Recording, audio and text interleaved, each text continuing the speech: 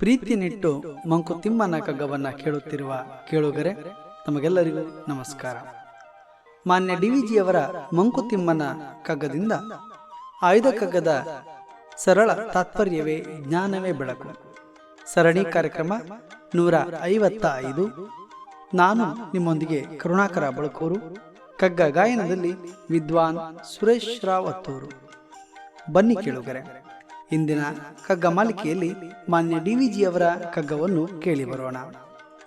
ಇರಬಹುದು ಚಿರಕಾಲ ಬೊಮ್ಮ ಚಿಂತಿಸಿ ದುಡಿದು ನಿರವಿಸಿಹ ವಿಶ್ವ ಚಿತ್ರವ, ಮೃತ್ಯು ನರನು ಅರಿತೆ ನಾನು ಎನ್ನುವ ಅಂತಾಗೆ, ಕೃತಿ ಕೌಶಲ್ಯದ ಹಿರಿಮೆಗೆ ಅದು ಕುಂದಲ್ತೆ ಮಂಕುತಿಮ್ಮ.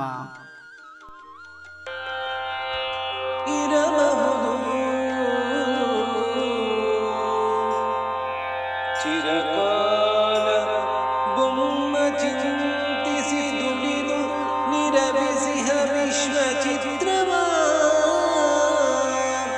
ಬೊಮ್ಮ ಚಿರಕಾಲ ಚಿಂತಿಸಿ ದುಡಿದು ನಿರವಿಸಿಹ ವಿಶ್ವ ಚಿತ್ರವ, ಮರ್ತ್ಯನರನು ಅರಿತೆ ನಾನೆನ್ನುವಂತಾಗೆ, ಕೃತಿ ಕೌಶಲದ ಹಿರಿಮೆಗದು ಕುಂದಲಂತೆ, ಕೃತಿ ಕೌಶಲದ ಹಿರಿಮೆಗದು ಕುಂದಲಂತೆ ಮಂಕುತಿಮ್ಮ.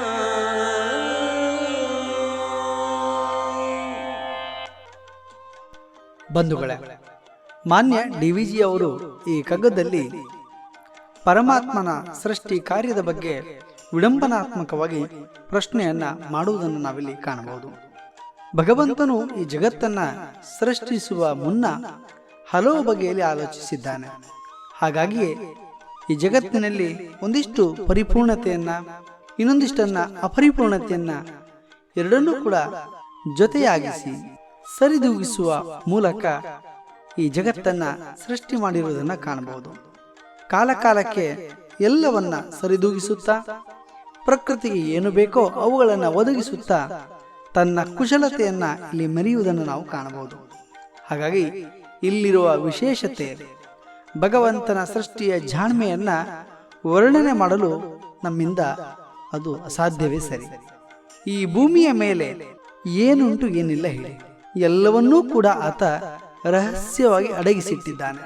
ಸಹಸ್ರಾರು ಜೀವಿಗಳೊಂದಿಗೆ ಮನುಷ್ಯನೆಂಬ ಪ್ರಾಣಿಯನ್ನು ಕೂಡ ಆ ಭಗವಂತ ಸೃಷ್ಟಿ ಮಾಡಿದ್ದಾನೆ. ಪ್ರಕೃತಿಗೆ ಬೇಕಾಗಿರುವ ಎಲ್ಲ ಪೂರಕ ಅಂಶಗಳನ್ನು ಸೃಷ್ಟಿಸಿ ಕಾಲಕಾಲಕ್ಕೆ ಗಾಳಿ, ನೀರು, ಮಳೆ, ಬೆಳಕು ಎಲ್ಲವನ್ನ ನೀಡುತ್ತಾ ಎಚ್ಚರವನ್ನೂ ಕೂಡ ಆತ ವಹಿಸಿದ್ದಾನೆ. ಆದರೆ ವೈವಿಧ್ಯಪೂರ್ಣವಾಗಿರುವಂತಹ ಈ ಜಗತ್ತನ್ನ ಅರ್ಥೈಸಿಕೊಳ್ಳುವಲ್ಲಿ ಮನುಷ್ಯನು ಮಾತ್ರ ಸೋತಿದ್ದಾನೆ. ಕಾರಣ ಅವನ ಅಲ್ಪತೆಯೋ ಅಪರಿಪೂರ್ಣ ಜ್ಞಾನವೋ ತಿಳಿಯುವುದು ಬಹಳ ಕಷ್ಟವೇ ಸರಿ.